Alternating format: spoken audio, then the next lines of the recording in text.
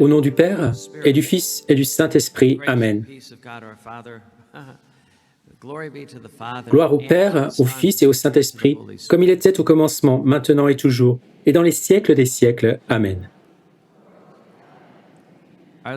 Notre-Dame, Reine de tous les saints, priez pour nous. Saint Maximilien Kolbe, priez pour nous. Au nom du Père, du Fils et du Saint-Esprit. Amen.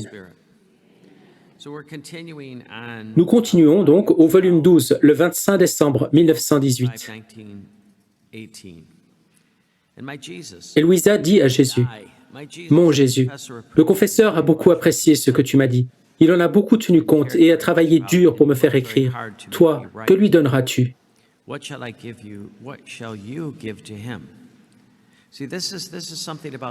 Voyez, c'est quelque chose qu'on trouve dans la divine volonté. Nous voulons que les gens comprennent que dans nos conversations avec Jésus, écoutez ce qu'elle dit. Il a travaillé dur pour me faire écrire. Toi, que lui donneras-tu ? C'est ce que nous pouvons faire pour nos familles. Nous savons que nos familles et nos amis souffrent. Alors nous disons, Seigneur, tu le sais, ils sont très patients, ils ont traversé ces souffrances, que vas-tu leur donner ? C'est une question qui est très importante. Dieu veut répondre à cela. Et Jésus dit, je lui donnerai le ciel en récompense et j'en tiendrai compte comme de l'office de Saint Joseph et de ma maman, qui, ayant assisté ma vie sur la terre, ont dû lutter pour me nourrir et m'assister. Ainsi, cette même bénédiction est donnée maintenant au directeur spirituel de Louisa, comme Dieu l'avait donné à Saint Joseph et à sa Sainte Mère. Et il dit très clairement, « Et maintenant, puisque ma vie est en toi, écoutez, c'est très important, puisque ma vie est en toi, Louisa, je considère son assistance et ses sacrifices comme s'ils étaient à nouveau faits pour moi par ma maman et Saint Joseph. N'es-tu pas contente ? Les bénédictions que Dieu a données à sa Sainte Mère et à Saint Joseph sont maintenant données par cette prière de Louisa à son directeur spirituel. Et Louisa dit, « Je vous remercie, ô Jésus. » C'est toujours ainsi. Dieu exauce nos prières. La prière d'une femme en larmes, les larmes d'une femme sont très puissantes sur le cœur de Dieu. C'est pourquoi vous voyez la Vierge pleurer des larmes d'huile, des larmes de sang, des larmes d'eau. Ne pensez pas que lorsque vous êtes ému, Dieu n'écoute pas. Les larmes sont très puissantes. Et il connaît votre amour pour votre famille, pour vos amis, vos voisins. Il le sait et il veut vous répondre. Et sachez bien que vos prières seront exaucées. Vous ne le verrez peut-être pas dans cette vie, mais vos prières seront exaucées. Volume 12, 24 janvier 1921. Ma fille, calme-toi. Je choisis qui je veux. Et c'est ce que nous devons comprendre. Je sais que beaucoup de gens sont contrariés. Beaucoup de gens sont en colère à cause de ce qui se passe dans l'Église, ce qui se passe dans notre nation, ce qui se passe dans le monde. Et Jésus nous dit, calmez-vous. Moi, le Seigneur, je choisis qui je veux. Et si Jésus a choisi certaines personnes qui peut-être nous ennuient, notre travail est de prier pour elles. Dieu est aux commandes. Mais sache que je commence toutes mes œuvres entre moi et une seule créature, et ensuite elles se répandent. En effet, qui a été le premier spectateur du fiat de ma création ? Adam, et ensuite Ève. Ce n'était certainement pas une multitude de personnes. Après des années et des années, des multitudes et des multitudes de peuples sont devenus spectateurs. Et dans le second fiat, ma mère fut l'unique spectatrice. Même Saint Joseph n'en savait rien. Et ma mère était plus que dans ton état, Louisa. Elle était la grandeur de la force créatrice de mon œuvre, qu'elle ressentait en elle-même. De sorte que, confuse, elle ne se sentait pas la force d'en parler à qui que ce soit. Maintenant, réfléchissez à cela.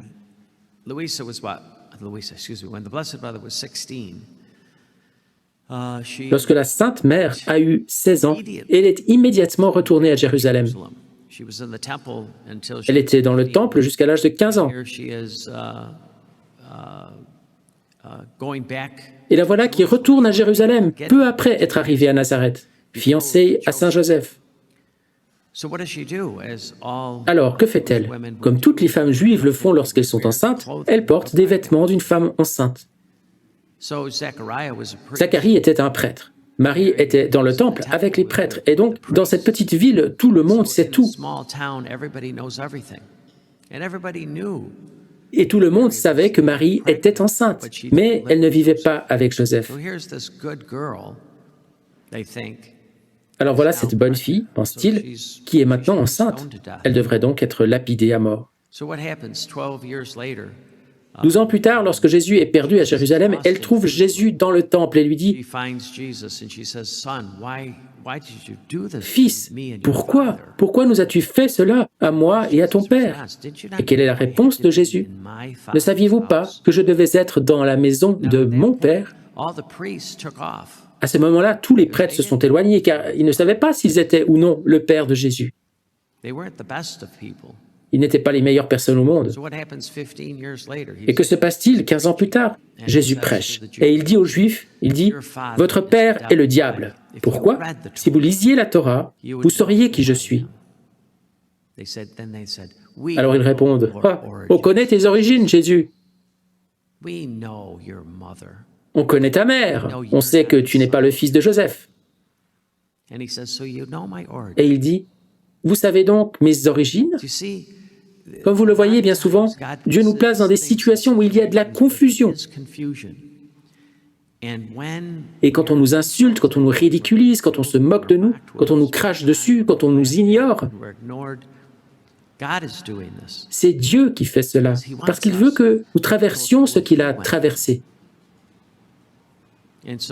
Et donc, quand nous nous plaignons et que nous devenons amers, et que nous disons quelque chose comme « Vous n'avez pas le droit de dire ça ou de faire ces choses », Dieu dit « Humilité ». C'est ce que Jésus a vécu. L'humilité, c'est ce que Marie a vécu. Et Dieu leur a donné raison. Quand Jésus s'est relevé des morts, il est vraiment le Fils de l'homme, le Fils de Dieu. Donc encore une fois, quand on médite la passion de Jésus, les mystères joyeux, les mystères glorieux, les mystères lumineux, quand on médite ainsi la vie de Jésus, on comprend de plus en plus qui sont Jésus et Marie.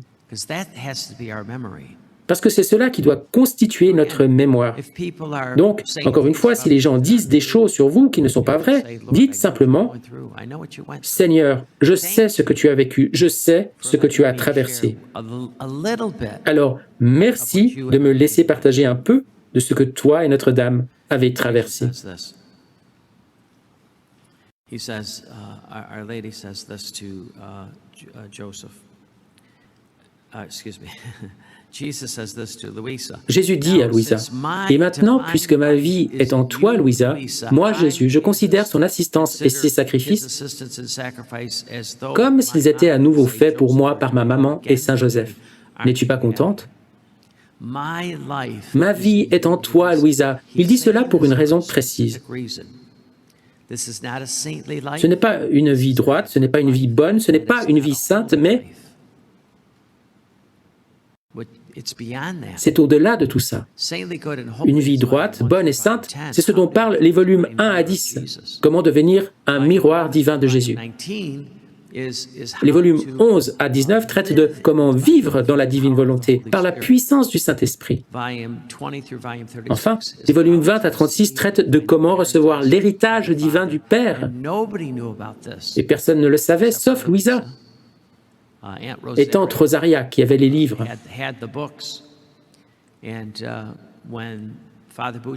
Et quand son neveu, le père Bucci, est devenu prêtre, elle lui a donné les livres. Le père Bucci a été le premier prêtre à avoir lu les 36 volumes.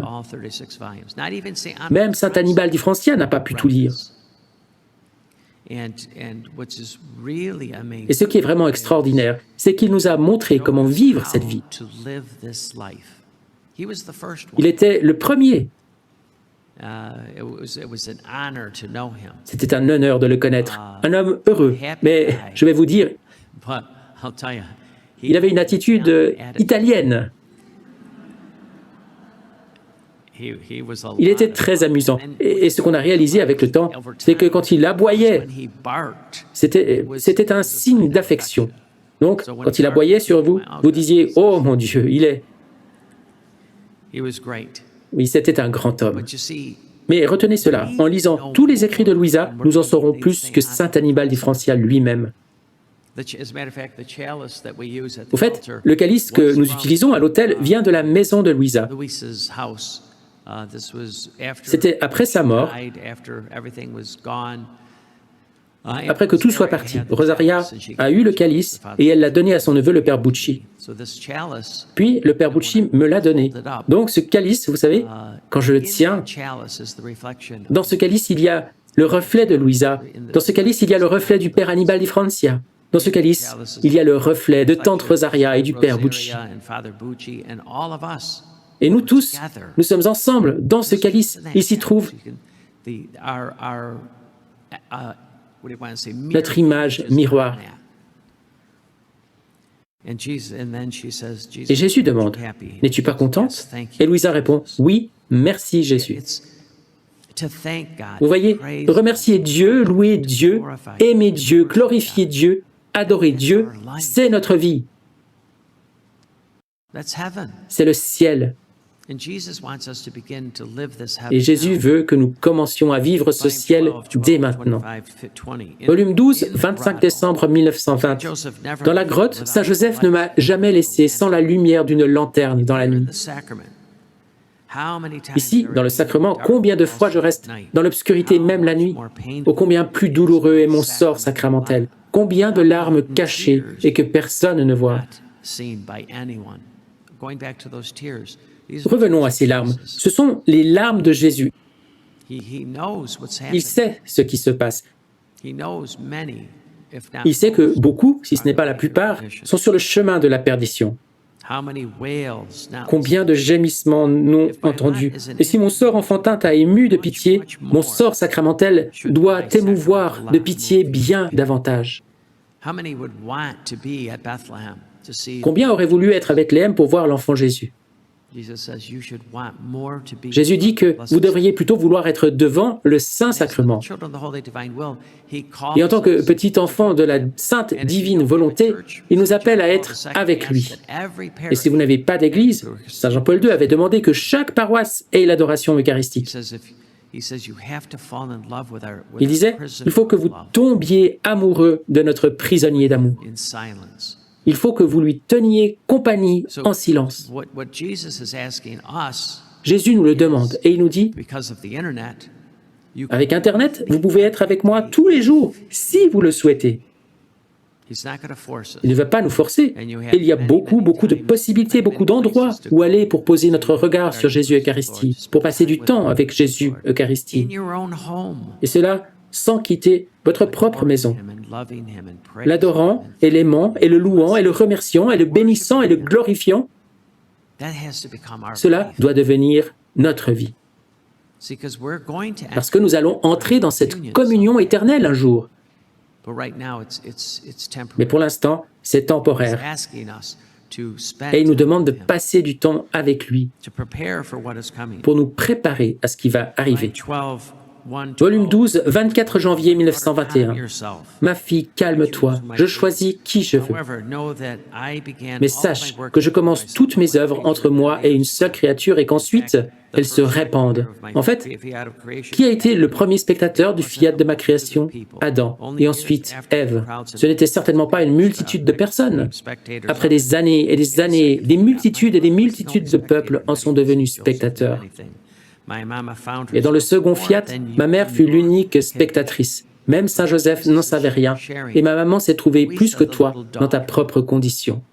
Donc ici, Jésus partage que Louisa, la petite fille, est en train de vivre ce que Marie, la mère, la Théotokos, a elle-même vécu. mais pas dans toute sa The plénitude. greatness of the creative power of my work that she felt within herself. Telle était la grandeur de la force créatrice de mon œuvre, qu'elle ressentait en elle-même que confuse, elle ne se sentait pas la force d'en parler à qui que ce soit. Et si Saint Joseph en savait quelque chose, c'est moi, Jésus, qui l'ai manifesté. Ainsi, dans son sein virginal, comme une graine, ce fiat a germé. L'épi s'est formé pour pouvoir se multiplier. Puis, il est sorti à la lumière du jour. Mais qui étaient les spectateurs? Très peu. Et dans la chambre de Nazareth, les seuls spectateurs étaient ma chère mère et Saint Joseph. Ensuite, quand mon humanité a grandi, je suis sorti et me suis fait connaître, mais pas à tout le monde. Alors, cela s'est répandu davantage et cela continuera de se répandre. People say to me, why don't we know about Louisa? Les gens me demandent, pourquoi Louisa est-elle si peu connue? C'est un secret. That's the biggest secret. Juste là se trouve le plus grand de tous les secrets. Dans chaque église catholique, il y a un tabernacle. Dans chaque église catholique, Jésus-Christ est présent. And people go in there and they make believe. Et les gens y vont et font leur petite comédie, un vrai carnaval. Les gens y vont et ne parlent même pas à Jésus. Don't even listen to Ils n'écoutent même pas Jésus. C'est le plus grand secret. He's alone. Il est seul, isolé. Our job is Notre to travail, be with him. c'est d'être avec lui. That's why silence C'est pourquoi le silence dans les églises est si essentiel. present. Jésus est présent. Louisa, as a little girl, Quand vous allez à Corato, il y a une petite place près de l'endroit où le corps de Louisa est maintenant inhumé. Il y a une petite place devant l'église où elle s'agenouillait et adorait Jésus quand elle était enfant.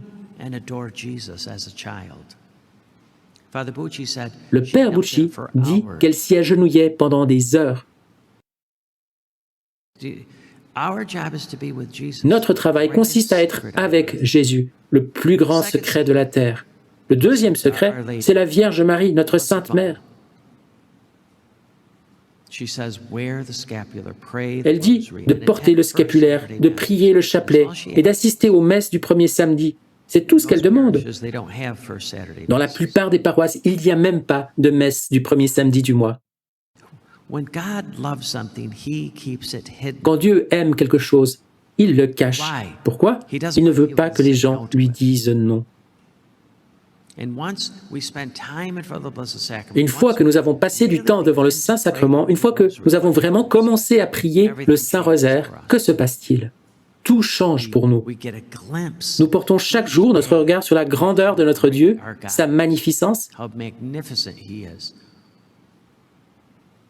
And that's the whole reason for our knees. et c'est la raison d'être de nos genoux. Nos genoux sont faits pour nous agenouiller. I mean, some can't. But that's why God gave us Certes, knees. certains ne le peuvent pas, mais c'est pour cela que Dieu nous a donné des genoux, pour l'adorer, pour le louer, pour le glorifier. And when we do this, how great that is. Et quand nous faisons cela, comme c'est grand. Jesus wants us to understand that great things Jésus veut que nous comprenions que de grandes choses vont arriver, que c'est un temps glorieux pour être en vie. 17, 12, 24, 24. Volume 17, 24 décembre 1924. Ma fille, l'acte de ma naissance a été l'acte le plus solennel de toute la création. Dieu s'est fait homme. Pourquoi? À cause du fiat mihi de la Sainte Vierge. Par son oui, Dieu s'est fait homme. Quand Dieu a créé l'univers par son fiat lux, tout a commencé, toute chose, tout ce qui existe a commencé. Maintenant, Jésus nous dit, « Je veux que vous appreniez à dire « Fiat voluntas tua », que ton règne vienne sur cette terre, cette poussière, comme tu règnes au ciel. » Il le dit très très clairement. Le ciel et la terre se sont sentis plongés dans la plus profonde adoration à la vue de ma petite humanité, qui contenait ma divinité comme enclose derrière ces murs. De sorte que, dans l'acte de ma naissance, il y avait un acte de silence et de profonde adoration et de prière. Ma mère priait et restait extasiée par la puissance du prodige qui sortait d'elle. Saint Joseph priait, les anges et toute la création priaient, ressentant la puissance d'amour de mon pouvoir créateur renouvelé sur eux. Dans l'incarnation, je me suis livré à la merci de ma chère maman. À ma naissance, s'est ajouté Saint Joseph, à qui j'ai fait le don de ma vie.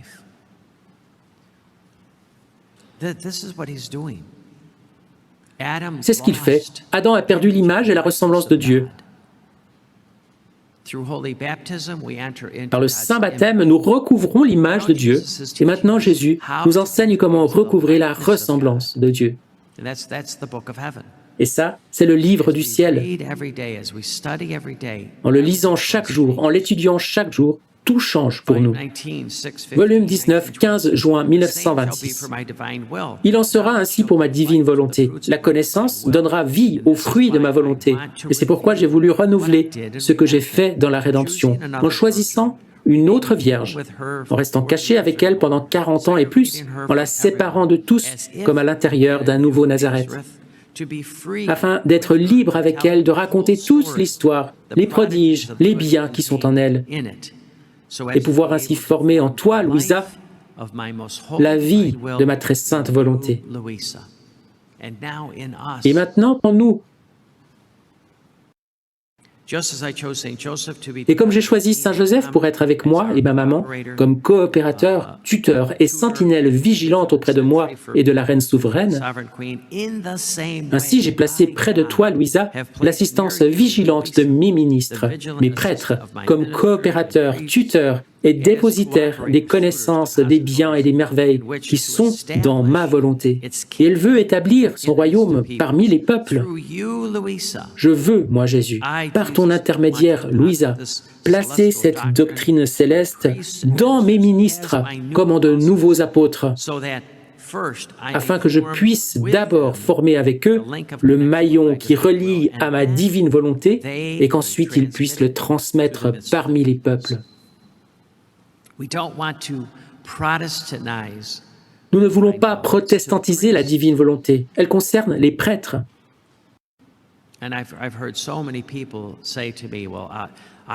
Et j'ai entendu tellement de gens me dire, « Voilà, je vais être tout comme Louisa, faire ce que Louisa a fait. » Eh bien, non, je ne le pense pas. Ce don de la divine volonté a été donné à cette petite nouveau-née afin qu'elle puisse le donner aux prêtres. Et qu'ensuite les prêtres, eux, nourrissent le peuple avec ce premier pain. Pourquoi? Comme le dit le Père Bucci, les prêtres nourrissent le peuple avec un second pain, le pain supersubstantiel de la Sainte Eucharistie. Et il disait qu'il serait aussi insensé pour un laïc de s'approcher de l'autel et de dire « Je n'ai pas l'Eucharistie, voici donc mon corps, voici mon sang, maintenant j'ai l'Eucharistie ». Il dit que c'est aux prêtres, au sacerdoce de le faire. Et ce que Jésus dit à propos des prêtres, c'est qu'il va transformer le sacerdoce. Et nous regardons les situations d'aujourd'hui, l'état actuel du sacerdoce, et Jésus disait à Louisa, c'est son plus grand mécontentement, de voir ce qui se passe avec ces prêtres. Mais il disait que pour lui, Jésus-Christ, le sacerdoce est la chose la plus importante. Alter Christus, le prêtre est un autre Christ. Attendez de voir les guérisons qui arrivent. Des prodiges magnifiques, inouïs vont se produire. C'est ce que Jésus dit à Louisa. Et ce n'est pas à cause d'eux, c'est à cause de Jésus en eux. Jésus a tout prévu. Et ça va se faire à travers sa sainte Église, parce que c'est la seule Église qui soit. Il n'y a pas de nombreuses religions. Il n'y a que l'Église une, sainte, catholique et apostolique. Toute l'humanité, dit Jésus à Louisa, deviendra catholique. Et la prière de Jésus, qu'il y ait une seule Église, un seul troupeau, un seul pasteur, va se réaliser. L'unité se réalisera. Attendez de voir ce que Dieu a prévu pour sa sainte Église. Volume 20, 25 décembre 1926. Ma fille, on ne peut pas comparer le malheur de la prison de ma passion avec la grotte de Bethléem. Dans la grotte, j'avais ma mère près de moi, corps et âme. Elle était ensemble avec moi. Et donc j'avais toutes les joies de ma chère maman. Et elle avait toutes les joies de moi, son fils, ce qui formait notre paradis. Si les joies d'une mère qui possède son fils sont grandes, les joies de posséder une mère sont plus grandes encore. Je trouvais tout en elle, et elle trouvait tout en moi. Et puis, il y avait mon cher Père Saint-Joseph qui jouait pour moi le rôle du Père, et je ressentais toutes ces joies qu'il éprouvait à cause de moi, Jésus. Volume 20, 1er janvier 1927. Encore petit, j'ai subi la cruelle coupure de la circoncision qui m'a fait verser des larmes amères de douleur. Et non seulement moi, mais ma maman et le cher Saint-Joseph ont pleuré avec moi. C'était la volonté humaine que je voulais couper ainsi, afin que par cette coupure puisse couler la divine volonté, de sorte qu'une telle volonté brisée n'ait plus de vie propre. Qu'est-ce que notre volonté humaine? Notre volonté humaine, c'est quand nous allons nous confesser. « Bénissez-moi, mon Père, car j'ai péché. Voici ce que j'ai pensé, ce que j'ai dit, ce que j'ai fait. Voilà ce que je n'ai pas fait, et je ne veux pas vivre comme ça. Je veux prendre la ferme résolution de ne plus pécher et d'en éviter les occasions. Je veux la grâce pour être votre enfant bien-aimé, libre de tout péché. » Alors Dieu dit, c'est bien, et il poursuit, maintenant prouve-le. Et vous êtes de retour au confessionnal la semaine prochaine. Bénissez-moi, mon Père, car j'ai péché. Voilà ce que j'ai pensé, voilà ce que j'ai dit, voilà ce que j'ai fait, voilà ce que je n'ai pas fait, et je ne veux pas vivre comme ça. Je veux prendre la ferme résolution de ne plus pécher et d'en éviter toutes les occasions. Que dit Jésus? Il dit, je veux que la volonté humaine brisée n'ait plus de vie. Alors que fait Jésus? Il va nous montrer le chemin et la manière pour être libérés de notre misère humaine. C'est ce qui se passe quand nous lisons. Mais uniquement la mienne, continue Jésus, qui coulait de cette coupure afin que sa vie recommence.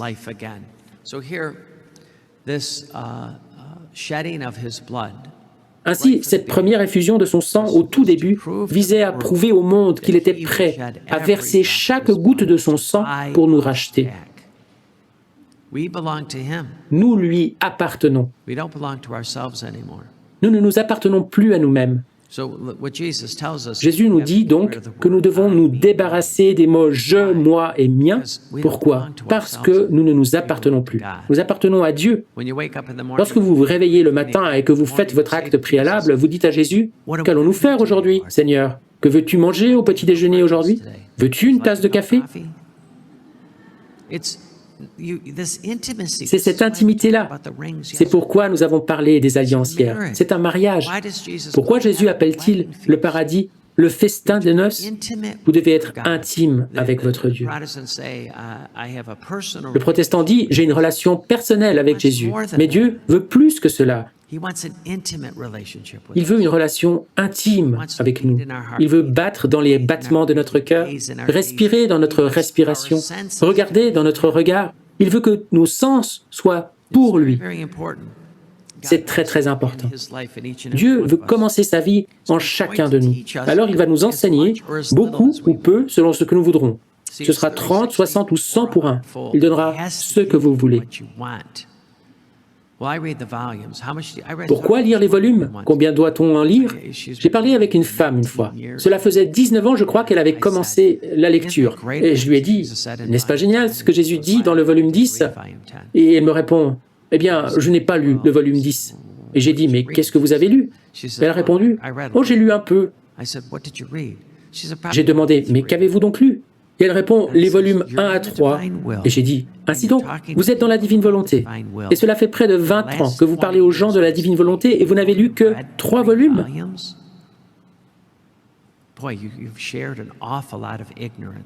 Vous avez surtout partagé beaucoup d'ignorance.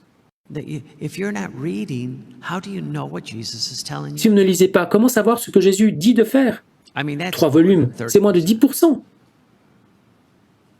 Jésus veut nous remplir jusqu'à débordement. C'est ce qu'il a fait avec Louisa. Quand j'étais aux archives secrètes du Vatican, en regardant le manuscrit, la marque des doigts de Louisa était gravée dessus.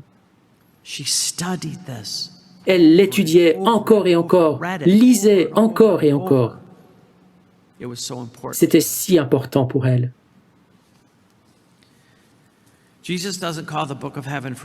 Jésus ne l'appelle pas le livre du ciel sans raison. C'est le livre du ciel.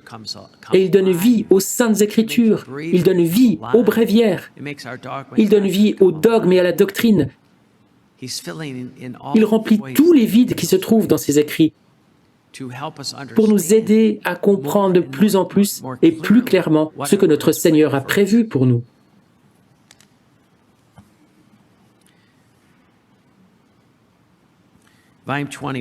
Volume 21, 6 janvier 1927. Ma fille, vois-tu l'ordre de ma divine providence? Vous voyez, Jésus veut que nous voyions cela. Pour le grand miracle de mon incarnation, j'ai choisi et utilisé une vierge pauvre. Et pour me servir de gardien et de père, le chaste Saint Joseph, qui était si pauvre qu'il devait travailler pour soutenir nos vies.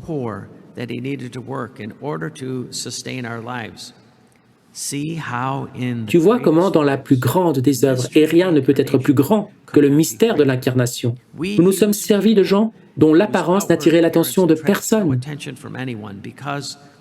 car les dignités, les sceptres, les richesses sont toujours des fumées qui aveuglent l'âme et l'empêchent de pénétrer dans les mystères célestes pour recevoir un grand acte de Dieu et Dieu lui-même. Dieu, il nous aime tellement qu'il est ici présent avec nous. Il devient notre nourriture chaque jour si nous le souhaitons. Il nous aime tellement qu'il veut partager sa divinité avec nous. C'est ce que le prêtre dit chaque jour à la Sainte Messe en mettant la goutte d'eau dans le calice. Puissions-nous être unis à la divinité du Christ. Il n'a pas dit pour que vous puissiez être bons, justes et saints. Ça, c'était la vocation des saints. Il nous appelle, nous, à recevoir en partage sa divinité. C'est très important que nous ne limitions pas Dieu. Recevoir en partage la divinité, c'est très bien, mais ce n'est pas pour moi. Eh bien, effectivement, ce n'est pas pour vous. Dès que vous dites cela, ce n'est pas pour vous. Recevoir en partage la divinité, nous devrions dire « Seigneur, qu'il me soit fait selon ta parole ». Disons comme la Sainte Vierge, « Comment puis-je plaire à Dieu? Comment cela peut-il se faire ?» Et la réponse a été « Cela se fera par la puissance du Saint-Esprit ». Alors elle a dit « Qu'il me soit fait comme tu le dis ». Une docilité totale, une soumission totale, un abandon total. Il nous faut arrêter de lutter contre Dieu et dire « Oui, fiat, je le veux. J'en ai besoin. Je te supplie de pouvoir coopérer avec toi. » Volume 21, 16 avril 1927.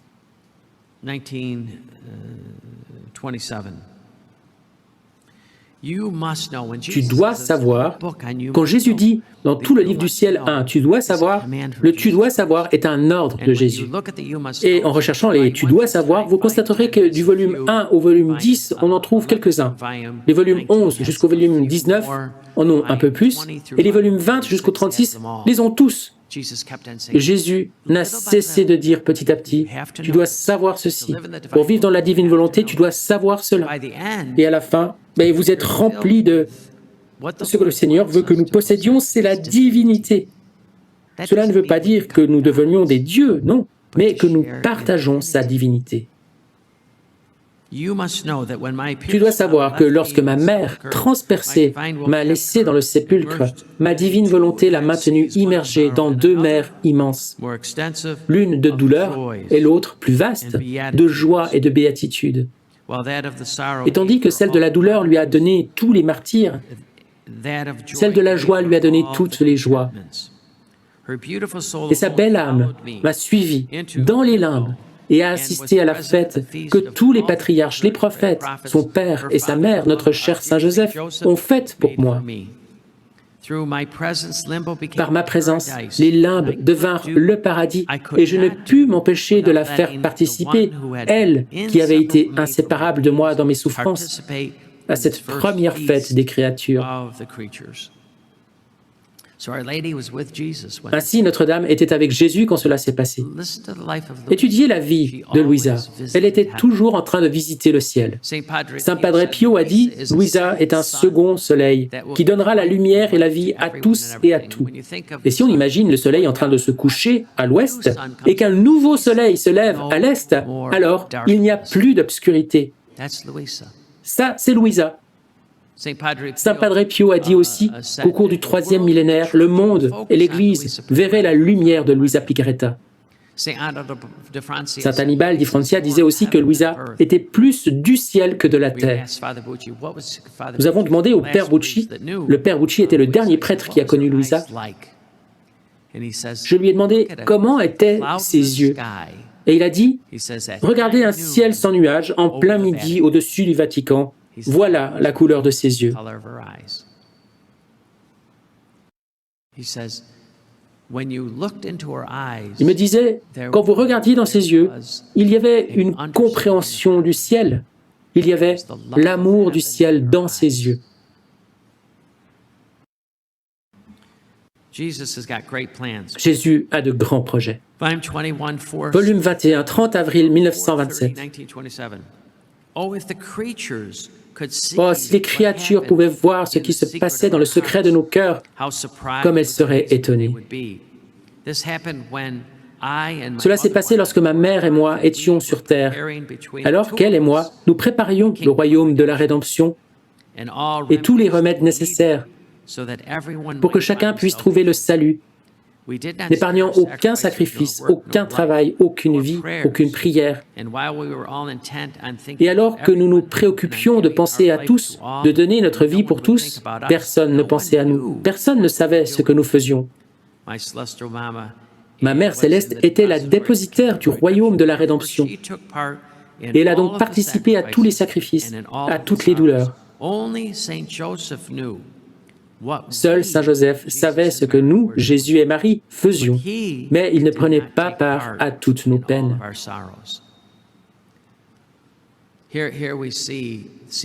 Ici, nous voyons les 3 purifications dont parle l'Écriture. La première purification a été le déluge, où le monde a été lavé et purifié. La deuxième purification est le sang de Jésus. Il a versé chaque goutte de son sang et nous a lavés et purifiés. La troisième purification est le feu. Et beaucoup de gens sont terrifiés par ce feu qui arrive. C'est l'amour de Jésus et de Marie, le Sacré-Cœur et le cœur immaculé de Marie. C'est leur amour qui va venir sur la terre. Nous allons être consumés par cet amour. Il n'y a pas de quoi avoir peur. Chez ceux qui sont séparés de Dieu, ceux qui ne veulent pas de Dieu, il y aura des gémissements et des grincements de dents. Mais si vous aimez Jésus, si vous aimez Marie, et si vous entrez vraiment dans la divine volonté, vous allez être consumés par l'amour. Parce que la divine volonté, c'est ce feu de l'amour qui vient sur la terre. Viens, Esprit Saint, remplis le cœur de tes fidèles catholiques. Allume en nous le feu de ton amour, ça, c'est la divine volonté. Envoie ton Esprit et nous serons recréés. Alors toi, Esprit Saint, tu renouvelleras la face de la terre à travers nous. C'est ce qui va arriver. C'est pourquoi nous sommes en vie. Notre mission est de ne faire qu'un avec Jésus et Marie, pas seulement avec eux, à distance, mais en étant dans leur cœur brûlant, le Sacré-Cœur de Jésus et le cœur immaculé de Marie.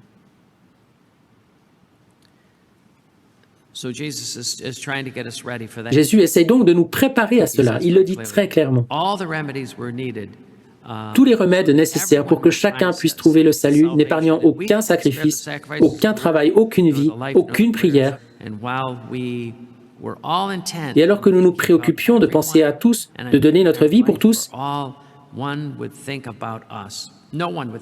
personne ne pensait à nous. C'est ce qui se passe encore aujourd'hui. Personne ne savait ce que nous faisions. La même chose se produit aujourd'hui. Ma Mère Céleste était la dépositaire du royaume de la rédemption et elle a donc participé à tous les sacrifices, à toutes les douleurs. Seul Saint Joseph savait ce que nous faisions, mais il ne prenait pas part à toutes nos peines. Volume 23, 11 mars 1928. Et mon « je t'aime » s'écoule dans l'eau que tu bois. Mon « je t'aime » s'écoule dans la nourriture que tu manges. Mon « je t'aime » s'écoule dans l'air que tu respires. Mon « je t'aime » s'écoule dans les rivières d'amour qui passent entre toi, ta mère et Saint Joseph. Dans les prières que tu fais, dans tes battements ardents, dans le sommeil que tu prends. Tout doit devenir pour nous un merci. Tout doit devenir un merci. Merci Seigneur. Il nous a tout donné et pourvoit à tout. Et pourtant, Jésus dit qu'il ne trouve personne qui le remercie. Personne ne remercie Dieu pour le soleil. Personne ne remercie Dieu pour la pluie. Personne ne remercie Dieu pour la neige. Personne ne remercie Dieu pour quoi que ce soit. Et il dit, « Je cherche mes enfants pour qu'ils me reconnaissent et reconnaissent tout ce que je leur ai donné. » Volume 24, 7 juillet 1928.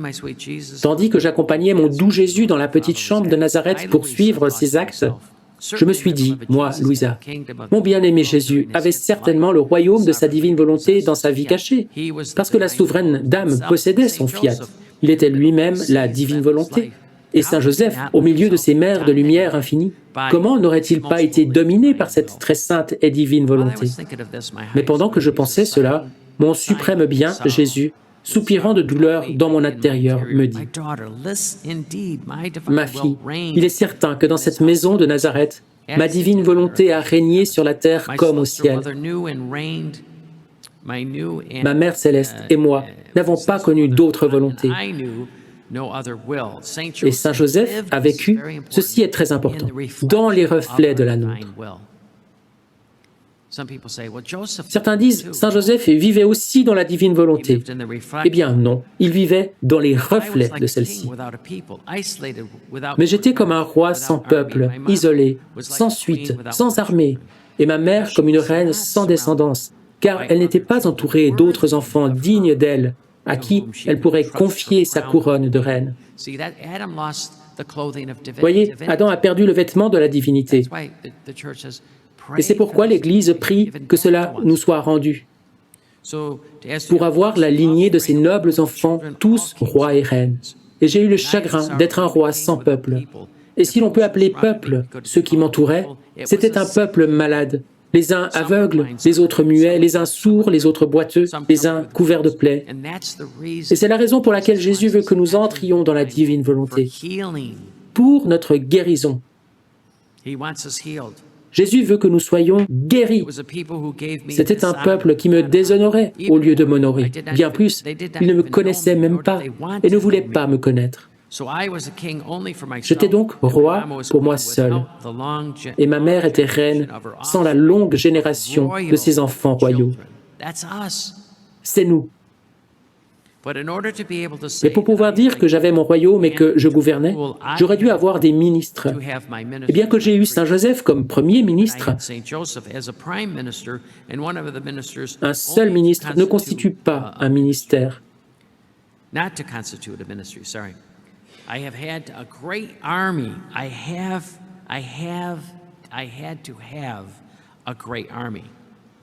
J'aurais dû avoir une grande armée, toute décidée à combattre pour défendre les droits du royaume de ma divine volonté.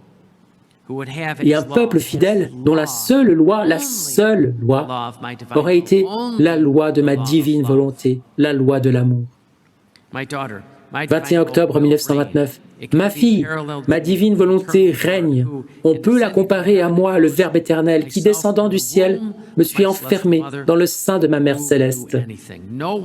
Qui en savait quelque chose? Personne. Pas même Saint Joseph ne savait, au début de ma conception, que j'étais déjà au milieu d'eux. Seule mon inséparable maman était au courant de tout. Ainsi, le grand miracle de ma descente du ciel sur la terre avait eu lieu. Et en réalité, alors qu'avec mon immensité, j'existais partout, et le ciel et la terre étaient immergés en moi, avec ma personnalité, j'étais enfermé dans le sein de la Reine Immaculée. Personne ne me connaissait, j'étais ignoré de tous. De même que j'ai fait mes premiers pas vers la Vierge Mère, de même ma divine volonté a fait ses premiers pas en toi, Louisa. Et comme elle a demandé ta volonté et que tu l'as cédée, Elle a immédiatement formé son premier acte de conception dans ton âme. Donc pour nous, le premier acte, c'est d'abandonner notre volonté humaine. C'est le tout premier pas. Et comme elle t'a manifesté sa connaissance en te donnant comme autant de gorgées divines, elle a formé sa vie et a donné le début de la formation de son royaume. Mais pendant si longtemps, qui a su quoi que ce soit? Personne. Seulement toi, Louisa, et moi étions conscients de tout. Et après quelque temps, mon représentant, celui qui te dirigeait, Saint Annibale di Francia, a été mis au courant de tout ce qui se passait en toi. Symbole de mon représentant, Saint Joseph, qui assumait pour moi le rôle de père devant les créatures, et qui, avant que je ne sorte du sein maternel, a eu le grand honneur et le don de savoir que j'étais déjà au milieu d'eux. Très souvent, d'autres de mes représentants sont venus à toi, de loin ou de près, et ils ont entendu la bonne nouvelle du royaume de ma divine volonté. C'est le livre du ciel. Il est si glorieux. Les connaissances à son sujet et la façon dont elle veut être reconnue. Mais certains, par manque d'influence, et d'autres par manque de volonté humaine, n'ont pas pris la peine de la faire connaître, et elle est restée inconnue et ignorée, bien qu'elle existe déjà au milieu d'eux. Mais puisqu'elle n'est pas connue, elle ne règne pas. Pensez à cela. Ce qui n'est pas connu ne peut pas être possédé. Il faut que vous lisiez, je vous le dis. Elle ne règne qu'en toi, Louisa, maintenant, tout comme j'étais seul avec ma mère céleste et avec mon père putatif, Saint Joseph. Je suis resté au milieu des créatures avec ma divine mère et Saint Joseph, qui étaient les seuls à très bien me connaître. Et je formais leur paradis sur terre, alors que pour les autres, c'était comme si je n'existais pas. De la même manière, mon fiat, ayant formé sa vie en toi, Louisa, avec toute la cour et ses connaissances. S'il ne reçoit pas les effets, le but pour lequel il s'est fait connaître, comment peut-il partir? Comment mon fiat peut-il descendre du ciel sur la terre? C'est ce que Jésus dit ici. Voyez, il nous dit que notre travail consiste à inviter continuellement la divine volonté. Notre travail consiste à vivre ce fiat. On va donc s'arrêter là, au nom du Père, du Fils et du Saint-Esprit. Amen.